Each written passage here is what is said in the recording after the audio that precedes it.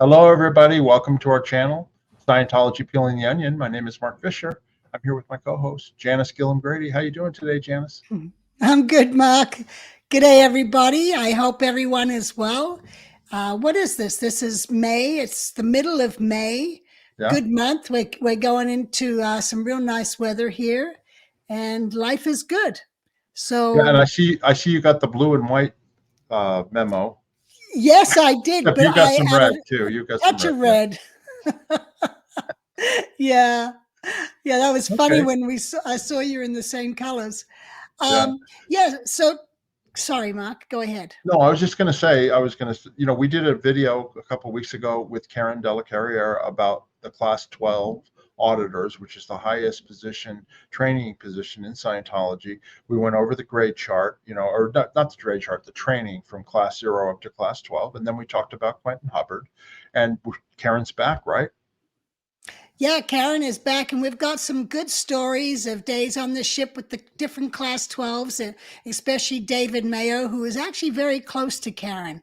And I have a few things to add in there on David Mayo and a few of the other 12s. So let's get into this. So let's welcome Karen de la Carriere. Hi, Karen. Hi, Karen. Janis, Mark. Hi, everybody. Hello. Good to see you again. Lovely I to see be here.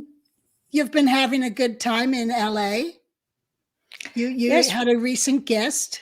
Yes, it was lovely to see Alex, apostate Alex.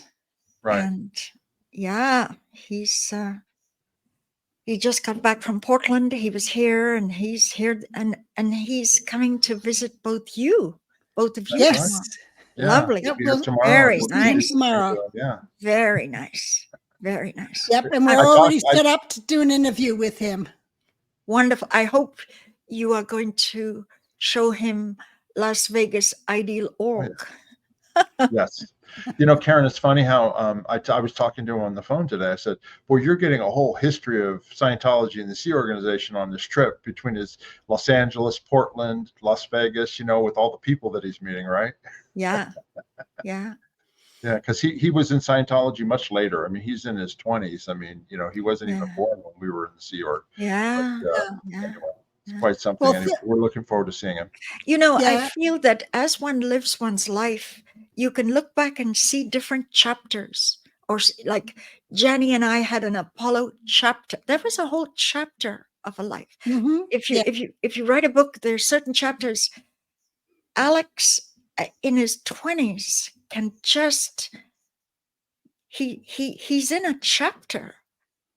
It keeps changing when the environment changes, your intentions change, your so on and so forth. I had a very good chapter of my life with David Mayo. He was just and for those of you who are more spiritual, answer me, talk to me in the comments. I keep having dreams. I call up Jenny and I say, Jenny, I dreamt of him again. Is he talking to me from over and beyond? Is this just a dream, or is David waving to me from beyond?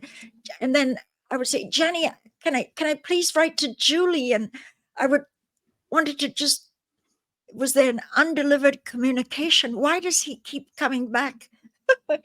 So those who are spiritual, who've had people move on, and yet they keep coming back in dreams, please share with us in the comments. I can't figure this out.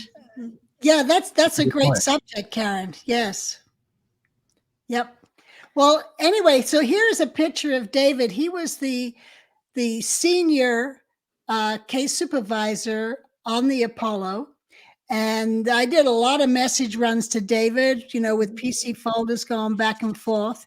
And actually, when Mary Sue would have trouble or feel this trouble with Hubbard, with her husband, L. Ron Hubbard, she used to go down and see David to get his advice on how to deal with Hubbard. Mm-hmm. So that's how key he was in the life on the ship. Mm-hmm. Yes. Yeah. Now, David was one of the good guys. I think he truly although at the end of his life, he didn't believe in any of it, especially the whole BT cluster thing. But he sincerely wanted to help. Can I launch into just a little anecdote to show Absolutely. David Mayo character? Yeah. Just Yes. Sure. I told you in the last video, you guys who haven't seen it, go back and look at it, of Grace Alp, the New Zealander who was dying of cancer, who moved into Quentin's room. Mhm. And Quentin lost his certs by Dennis Ehrlich because of Grace Alp, and then Quentin fled, and then he died. So, well, to me, having to be in a room with this woman 5 hours a day, which I wasn't able to help, she was getting worse. She was rocking. I'm going to die. I'm going to die. Handle this. It was very, very hard on me. I wasn't helping. I was, whether it was wrong CSing, wrong program. She actually belonged in a institution that could give her stability and love, not advanced questions. So there's a knock on my door at 10 o'clock at night. And I open it, and it's David Mayo. This is room 668 of the Fort Harrison. And David has Grace Alp's folder. Quentin is already blown. And he says, Karen, she's being offloaded in a few hours. Richard, Reese. no, a different Richard. They were just next door, 668, the very next room. Richard, they were taking 2 people, and Mary Sue ordered her off the base. Off, go. And David wanted what we call roots in. She's an old lady, she's going to die, at least put in her root. Roots mean your basic upset, your disharmony in your spiritually, you're problemized, you're deeply upset, and you're withholding and have stuff you have invented on you, got it inside you. And I immediately triggered on my nightmare 3-4 months with her. And I said, David, I'm sorry, I can't do it. And he said, Karen, help her. She's an old lady. She'll be gone and passed shortly. Just get in. And I looked at David and I thought, by God, this guy really, really cares. He wanted that from his heart for this woman who cost all the stats of FSO. All the statistics are lost if there's an unhandled red tag. She was the nightmare of FSO.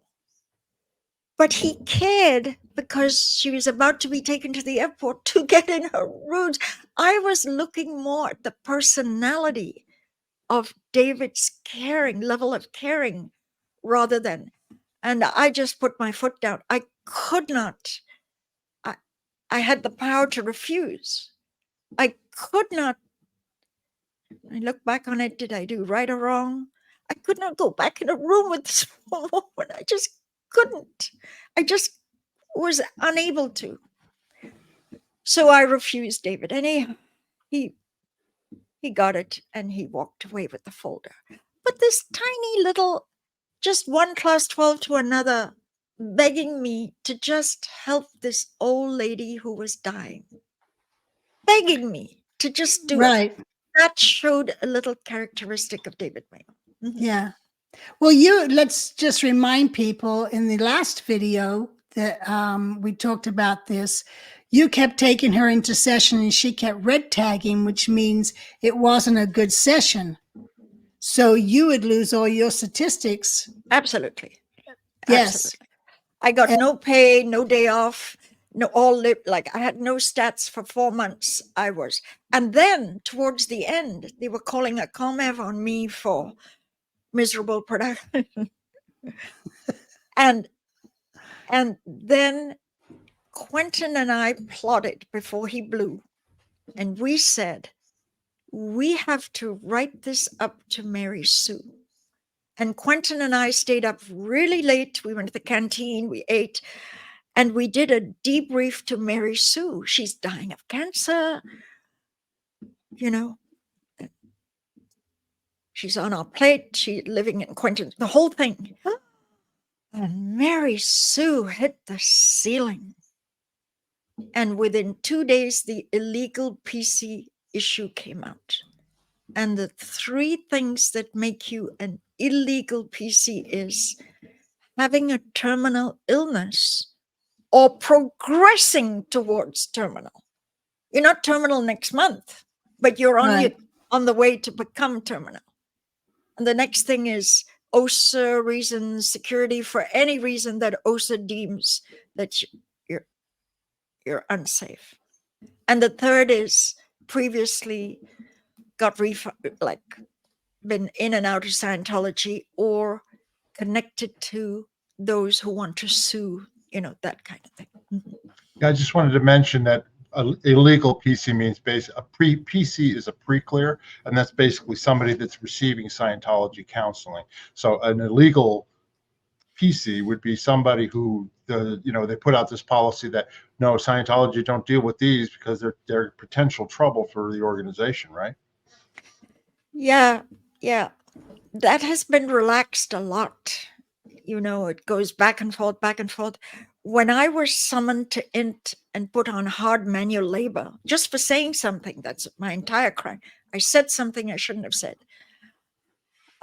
What I said was that Vicky Azaran and Jesse Prince were on the RPF. It was before the issue came out in everyone's mind. It became broad public, but I had jumped the gun. For that, I had 6 months of torture at int, where I was woken up at 2 a.m. and forced to sec check with a still needle. I couldn't sleep. Anyway, so in those 6 months, they thought, we're wasting a class 12 digging the grounds and doing. By the way, you in 87, you were on the decks. I remember passing you outside MCI and stuff like that. You and Julie too. You're beautiful. Talking about me? Yeah. You, Mark. Yeah. Anyway. I don't remember, but it's very, very possible. So hilariously, they pulled me off hard labor and put me in senior CS into office because there were folders from the floor to the ceiling 3 times over of requests to overturn illegal PC. So I was to go through the folder, tab what was illegal. For example, if they had, electric shock or something, then I had to show why I had to find the data. If they just took some mild psychiatric drug for 1 week, seeing a shrink, that's hardly going to make them not eligible for Scientology. And so here I was, and I'm on the decks as some kind of disgraced criminal. And I was the one giving the pass to who was illegal and who was illegal, because they rubber stamped everything. Everything I sent to senior CS into, no, this one only had a few drugs for 1 week, or whatever. No. Okay, the mother was hostile, but she's dead now. Look at this next session. She's already dead and gone. So there I was sitting as a disgraced decky, giving a free pass to who is legal and illegal. That's Anyway, Karen, Karen, I mean, you're right. I mean, it's similar to when it came out that you couldn't be in the C organization if you took LSD. Well, that became very flexible because the recruiters are all going, well, what did you really take, and how did you react when you took it? And, that couldn't have been LSD, and that was how to try and get around that to get people in. Because Hubbard banned people with LSD because he said that it basically created brain damage, and he didn't want that. Well, that's so whimsical, because Ray Medoff, the king Yeah. Of all of Of tech. Scientology, tech was an LSD Right. person. Yet they could promote him to the highest. He was the one when Hubbard was dying who was auditing Hubbard. LSD case. So Yeah. Same as Vicky Asnaran, and she became Inspector General. Yeah. exactly. So yeah, that's a yeah. Hubbard could be whimsical sometimes. What he thought spur of the moment, and that became law. That was Well, yeah. doctrine. But I Jenny don't would think know. Hubbard, I don't think Hubbard knew that the recruiters were deciding whether it was really LSD or not in order to get their one recruit that week so they could have liberty. Yeah. Yeah, just so the public know. I mean, when you're trying to get somebody, like let's say you're trying to get somebody up to the international base, which was a confidential location, they had to go through extensive security checks, auditing sec checks to get all their overts and withholds and any possible crimes listed out and done. They had to write up an extensive life history, including every sexual experience they ever had in detail. Okay. They had to have full drug run, everything checked on their folder, because Hubbard didn't want anybody up there at the international base, that had any flaws like that. And then it had to be approved by several people before you could ever get them even up to the international base at that time. It's just mind-blowing. They want every detail written up in your own handwriting of every sexual or intimate experience you've had. They want to know with who, when, how, for how long, what toys did you use, what fantasy did you have in your head at the time of the sexual experience, Right. when, why, how, and they make it their business. Yeah. You can. Well, Go ahead, on, Jenny. Well, I remember to get to the ship, you didn't need to do that. To get to the flag land base, you didn't need to do that. And then in 1976, when the messengers were sent to the manor where the Guardian's office were, and we were working out of the external comm of the Guardian's office, to get clearance to work in there, we're handed these life history forms. And I was like 19 years old. And this is the first time any of us had ever heard of this. And the Guardian's office took over security for Hubbard with us coming into the US. And so when La Quinta was set up, the Guardian's office was clearing people to go there. And that's when they started insisting on the life histories of people. And then it just spread from there to everyone having to write up a life history rather than just those needing specific clearance.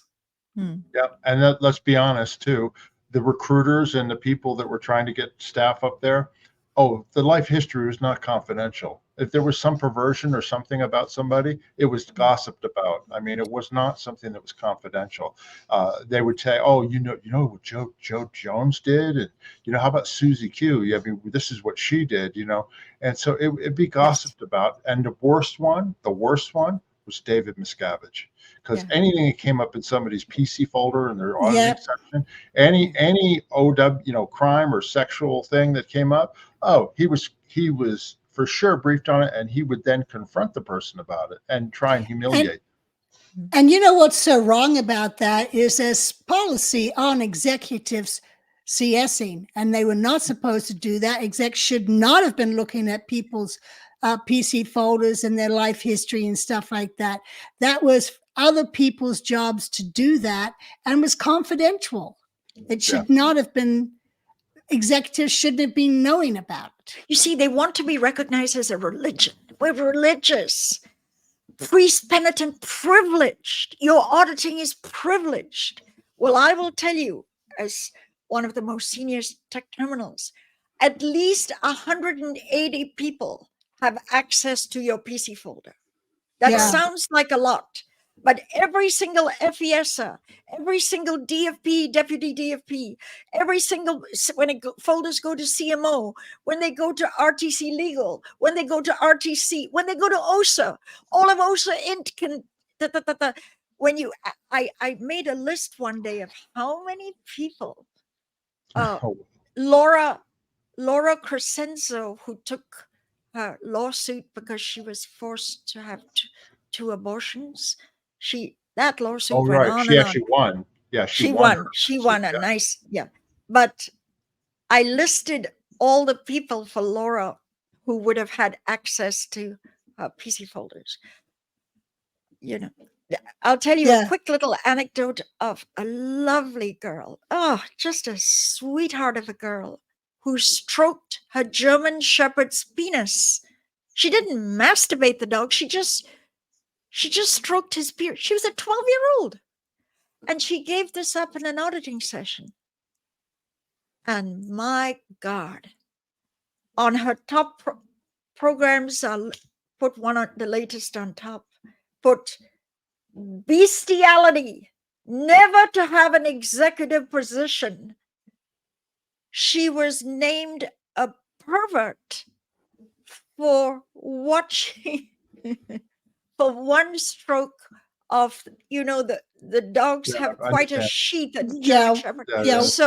So she wondered, everyone, she never gets promoted. She's a dynamite staff member. And years went, and the gossip. Now, this was a private withhold given up. Yeah. And it haunted her, and she never got promoted. Anyway, good news is she's long gone. Long gone. Well, David Mayo told me that when he was actually auditing and sec checking people, there was times he just didn't write down what the PC was saying because he knew the Guardian's office would be going through it and would use it against them.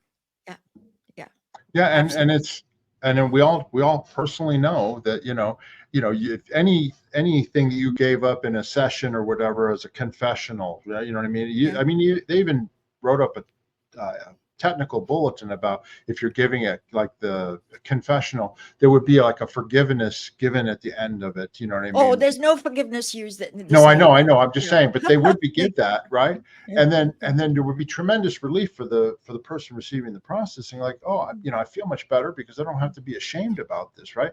But no. Then they turn around and like they take it out of your folder, and like I said, Miscavige would confront or gossip about you amongst your peers, right? But then when you leave, then they take all this information and then they trying to humiliate people online and you name it, and just basically paint them on a picture of something that they are not. You know what I mean?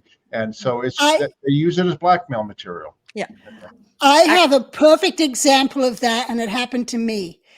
Oh. When I was 11 years old, going to the ship, the Royal Scotsman, we arrive in Valencia, and in the bottom of my suitcase is my brother's air rifle because it didn't fit in his suitcase.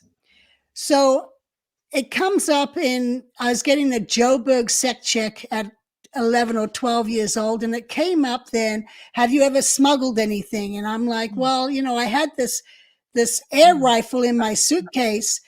And when customs called me over because the suitcase was locked and they saw I was just this young little girl, they waved me on. And so I never, they never saw the air rifle. It's an air rifle, little BBs. Anyway, so then when they were declaring me in the early 80s, they had me go down to the port captain's office to sign an affidavit or some sort of documentation. And the only crime they could find that I'd committed that they could document was smuggled arms into Spain. Oh, no. I'm like, I refused to sign it. It was an air rifle. It wasn't arms, But anyway, that's just a perfect example of them finding something and hanging on to it and exaggerating the whole thing. Right. Yeah. I just thought of a great guy. Oh, I go blank on names. Oh, you should interview. He's done incredible write-ups. He was an evaluator. He lives in Britain. He was married to Maud Dorr. Do you remember his name? Yeah, Alex Costello. Alex Castillo. Yes. Yeah. Alex did a joyride when he was 16-year-old with 2-3 other guys. They took a car and they did a little thing. And when the cult wanted to go full board fair game, they called immigration and said he was a repeated car thief. He was stealing cars and he was da da da da. And actually immigration kicked him out of the country. Or some, well, let Alex tell you the story. But oh my God, how it was embellished. He was an evaluator that, but at 16, he was a manager. He was a respected manager. Oh, you must get Alex. He does love to tell his stories. And Alex is a good friend of mine, and the Guardian's office exaggerated that so much to the point that they were saying he had plastic surgery so that no one could see who he really was. You know, Alex is a pussycat. This is a gentle soul who wouldn't even stamp on a cockroach. And the fact that they made him this sinister, gang car thief, this is what the cult does. But they want to be recognized as a religion, and a religion of truth, whereas they engage in lies, absolute lies. You know, I just thought of one. How David Mayo and I little bit started off on the wrong foot. Can I tell you a quick little story? Go ahead. A person arrived at Flag when I was brand new. He inherited a huge amount of money, like $75,000, which in the 70s, $75,000 goes a long way. And the Reg got it all. And he was sent to Flag. And his folders arrived at my desk. And I have never, ever seen a person that has lived after that much drug abuse. 5,000 LSD trips, 3,000 DMT, magic mushrooms every day for 9 years, the psilocybin, on and on and on. The drug list was the fact that he could even be alive was amazing. Stefan, say hello. Stefan, come. Say hello, Stefan. I want Karen, you Karen see was his Karen was his snout. name. Karen was his name Keith Richards of the Rolling Stones, who's still alive and just appeared in concert in Las Vegas Saturday night in his 80s. Like he's almost 80. Wow, Doing good. Yeah. So this is David Mayo, where everyone got drug rundown in those days. First thing is Ned, Ned, the old drug rundown. Right. But the trouble with Bruce, I won't give his last name, and this was in the 1970s. He may not be even alive. The moment I gave him a command, he doped off completely. I gave him one command and he slept. And I would kick him under the table. I would sharply bump his ankle. He was comatose. He could not take a command. And you can imagine with that many drugs, right? Right. But the thing about Bruce is he would sit at such a way with his leg up, and he wouldn't wear boxer shorts. So his privates were on full display. This was really, and I would write all this up, and David Mayo gave me an order. On my next liberty, we were in these banana islands in the Mediterranean. I was to take him shopping to buy him some decent. And I was furious with Mayo. It's my day off.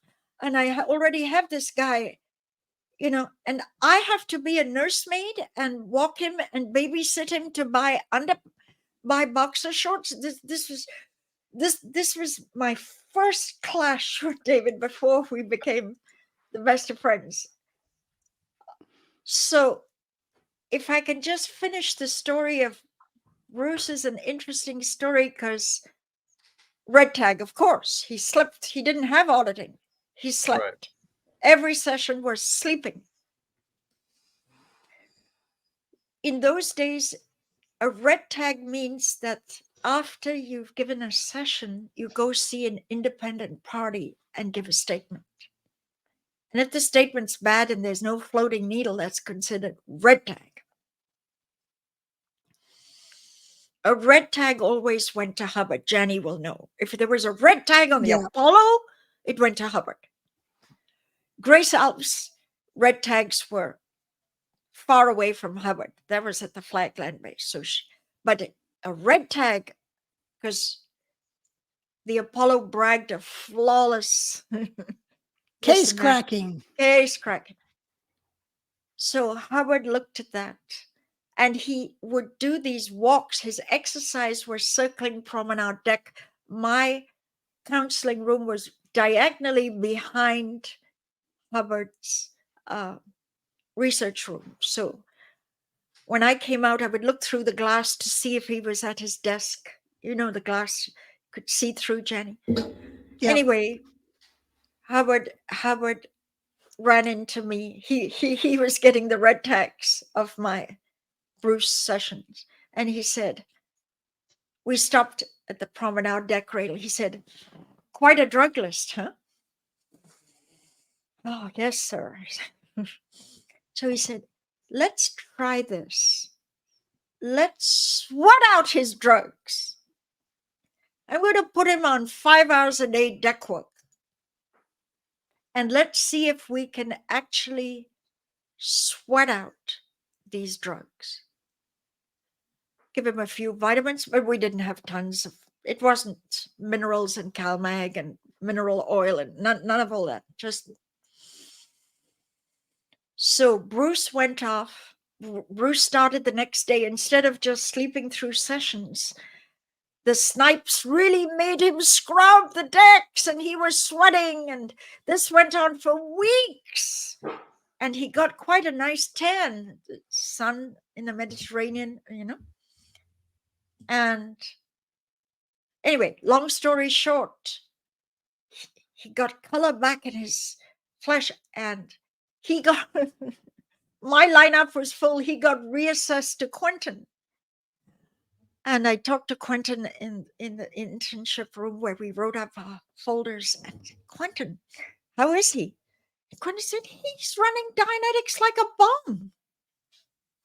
So that was the very first Purif to sweat out so that you didn't go unconscious in running the drug incidents. Yeah, so it was like the sweat out program before the sweat out, and then it evolved into wearing rubber suits and and then in the sauna and all that sort of thing. Yeah.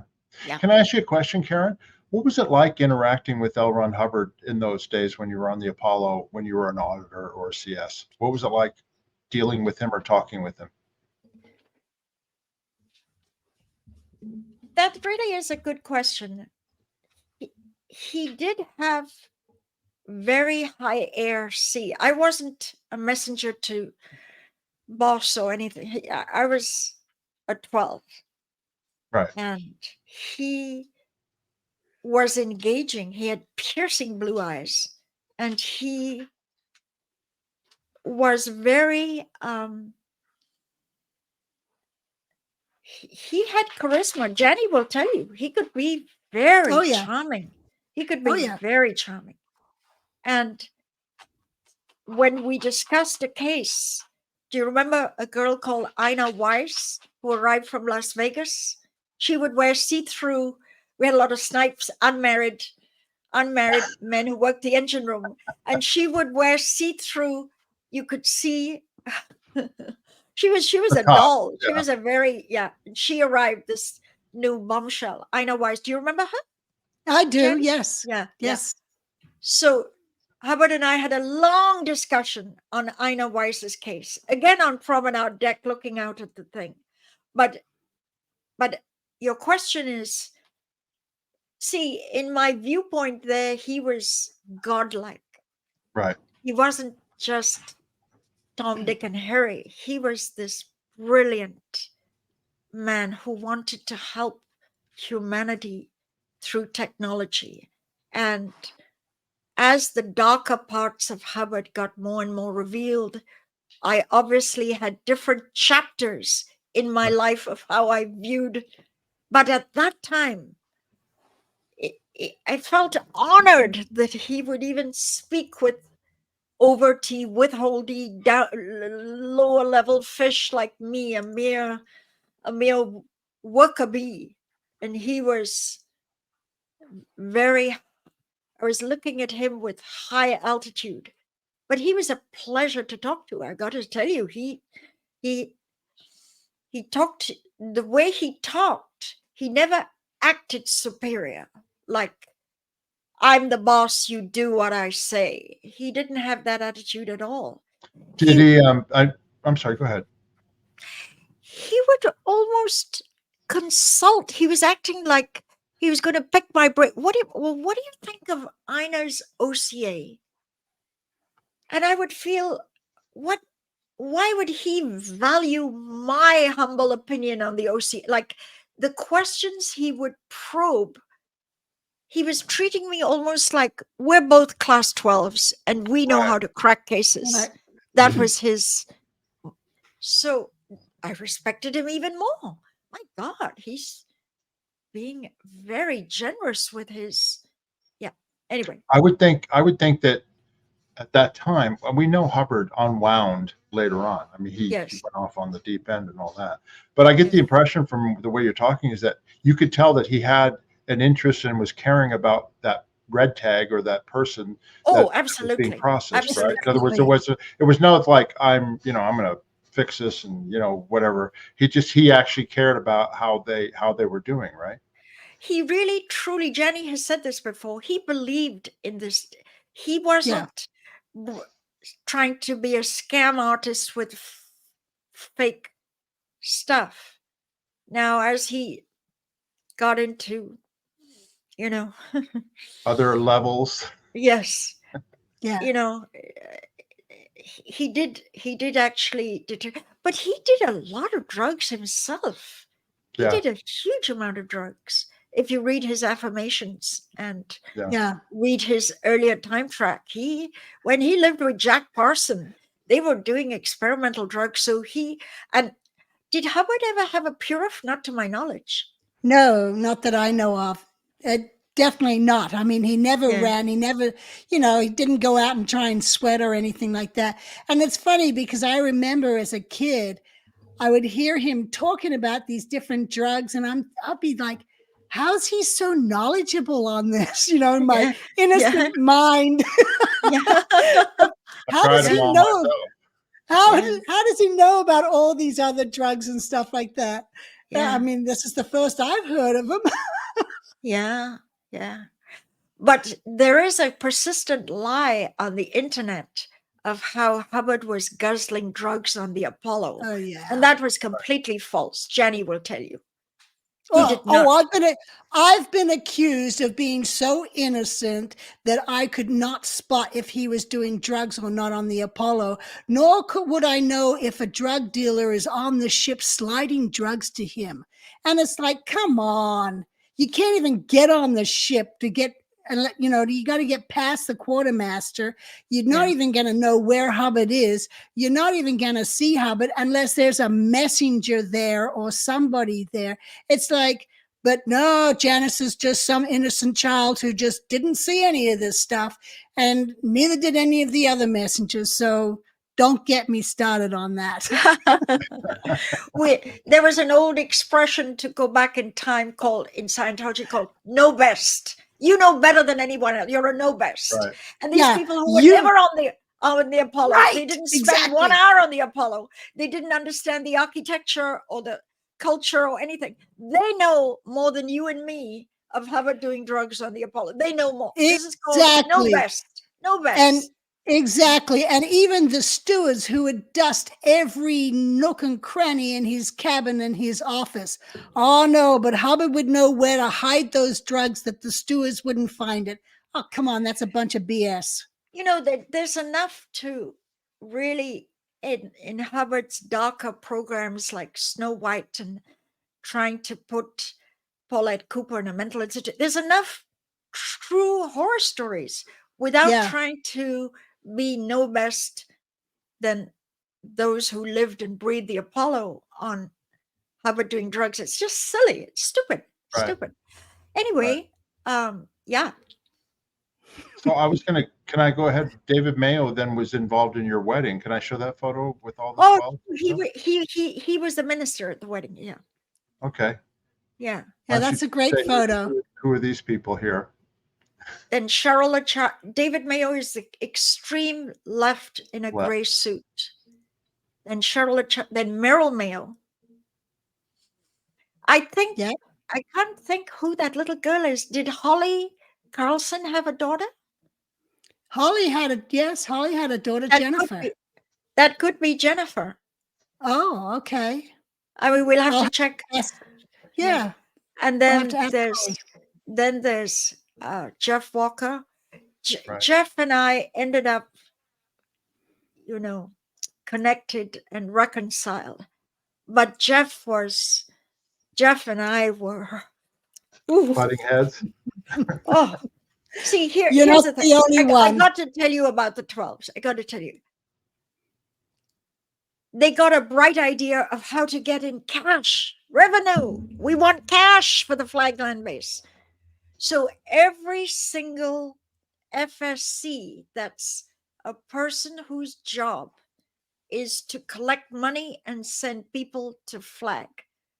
FSC, Flag Service Consultant. Right.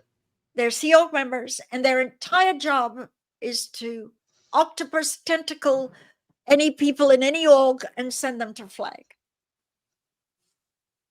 Well, the bright idea was get all the illegal PCs, the nutcases, the no case gains, the suicidal ones, send them to flag to the class 12 HEC. And the 12s must case crack them. So that was my life, having to crack the case and make a person sane who was borderline lunatic. I was almost scared to open the next folder and study it because in the arrival interview, the person would say, well, what if I throw myself off the 10th floor onto the cement by the swimming pool? What if the Clearwater Sun got that story? How would you feel? You got $50,000 out of me? I challenge this class 12s to crack my case because I have an urge to kill myself. That would be what I read as I opened the folder. Wow. I tell you, Jenny, Mark, I couldn't sleep at night. But No, I remember when they were promoting that. I remember when they were promoting that, the case cracker rundown. Come to flag. Yeah. If you need your case cracked, you come to flag in Clearwater, and the class 12s will solve it for you. But it basically was setting up a lot of people to fail. That's for sure. I would drink CalMag ad infinitum, and then I would run. In those days, there was a bridge to Clearwater Beach. They've taken away that bridge. There was a bridge, and I would run from the fort. I would run from the Fort Harrison all across the bridge, all to the end of Clearwater Beach where there were no more houses, and then I was in good shape, run all the way back just to tire my body so that I could sleep, because I feared, my deepest fear was that a Lisa McPherson case would happen on my watch. Remember, the last person that touched that folder, it was your neck. If somebody killed themselves or died or whatever. So as class 12 CS, I was entirely going to be the who of a suicidal case due to corporate greed, getting in people who belonged in psychiatric care or welfare care somewhere. They didn't belong in Scientology, but the money So Jeff Walker would come right up to my nose and said, "Again, you're trying to get out of wearing your hat. Do you not believe the tech works? Are you saying doing that. Hubbard technology does not work?" Look, we made up.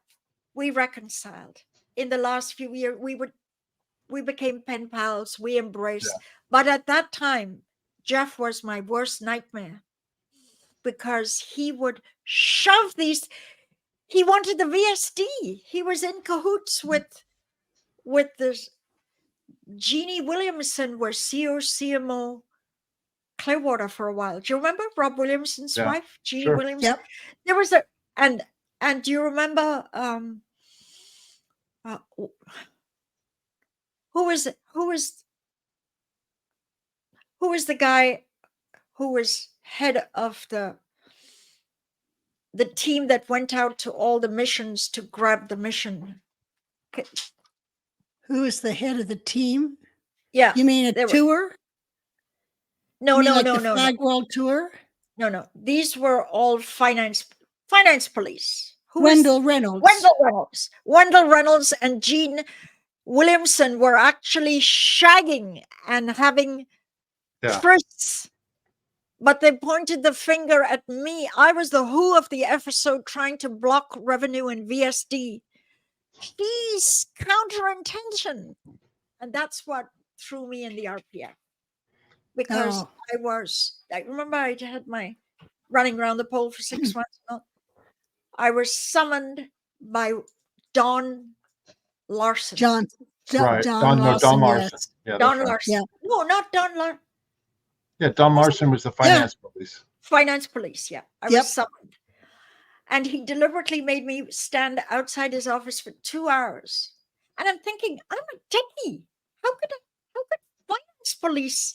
I'm not even anywhere near finance or rigging. I don't touch a single dime of their money. Stood there for 2 hours, and then Don Larson got me in.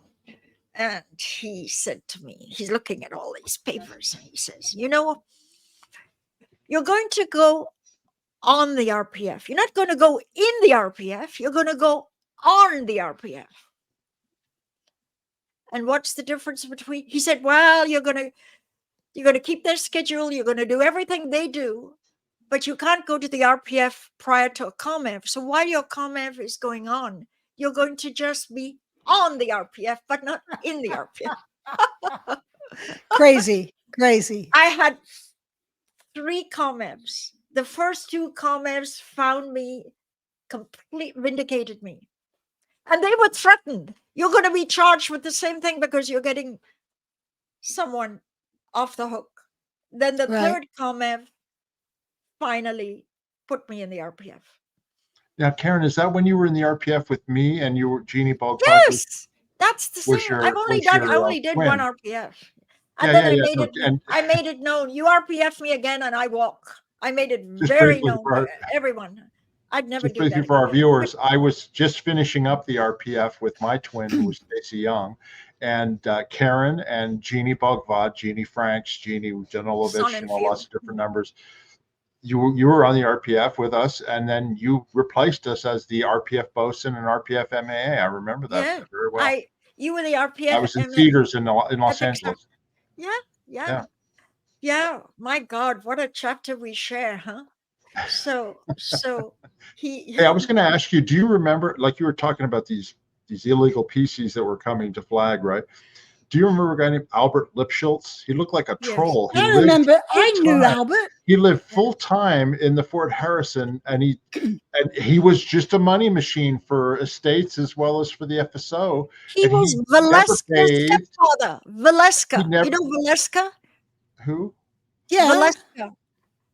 Valeska is a second gen who has done a ton of videos. The Valeska Paris? Yes, Valeska Paris. She's related to Albert? That's her stepfather. Albert was married to her mom.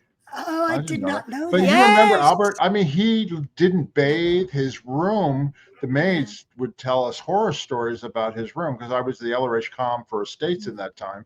But I Yeah. just remember he just sort of walk along with his little flip-flops, and he just would pay tons of money. That's He had cash. He had Well, cash. he was a diamond dealer Yeah. right. because when Paul was going to ask me to marry him, he would buy some diamonds from Albert and then sell them at a higher price until he got one big enough in order to keep. But that's how he made his money to get my engagement ring. Uh, uh. Well, Yeah. Albert was just bled dry. I They went off on a milked, tangent on that. Sorry. they milked him. No, no, no, no. I'm glad you brought up. You know, glad you brought up. And he was quite a character. And I remember him well. I didn't know it was Valeska who told me, whoa, that's my stepdad. He was married to her mom. Anyway, so the greed, the corporate greed was get anyone and everyone, never mind if they've been no case gain. I would get the type of person who had done heroin for so long that they had blank periods that they couldn't possibly run because so much of their memory was just blankness due to the heroin fixes. And this is the Karen de la Carriere is to crack this heroin addict. Come on. Are you saying the tech doesn't work? Oh my God, what a life. I tell you, when you're sleepless because you're conscientious that you have to help a being, you know you can't help. You know they've taken the money under false pretenses due to greed. It was awful. That period of my life was really awful. However, Yeah. I survived and thrived. Look at me now.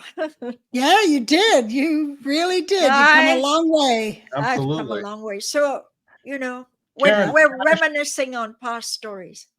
can I ask you? This is a really minor story, but can I ask you a question? First time I ever remember seeing you was when 1976 when I came and joined the Sea Organization the first time, and the Clearwater Bank building. My dog is. I got to ask the question and then I'll That's quiet her. okay. But anyway, the Clearwater Bank building, the lobby, that was where the staff study was, and I'll never forget because I had to do my welcome to the Sea Org tapes there, and you were full-time study with Alan Buchanan. Yes. Do you remember Alan that? and I What were you we doing were then? ordered. Because you were stunning. I mean, literally. I mean, you were unforgettable when I saw you. And we never met, we never talked, but I remembered you. But what were you doing then? Those time period. Um, Alan and I were ordered directly by Hubbard to study the OEC. God, Alan and I had to study OEC volumes and do the FEBC, and we were going to be trained we were going to be assigned in management. I don't know who or why, but there was a need for good students. One thing about me is I was a really good, always a straight A student, always straight A. Academics was easy for me. So I had been selected, don't know why. However, whatever happened in the class, and then they thought, no, rubbish. She's class 12, she's trained all that way, she's da. And they, hey, sweetheart. I just want my beautiful, this is my beautiful Stefan who sleeps with me in my California king size bed. Isn't he gorgeous? Yes. That's Stefan. Yeah. Okay, so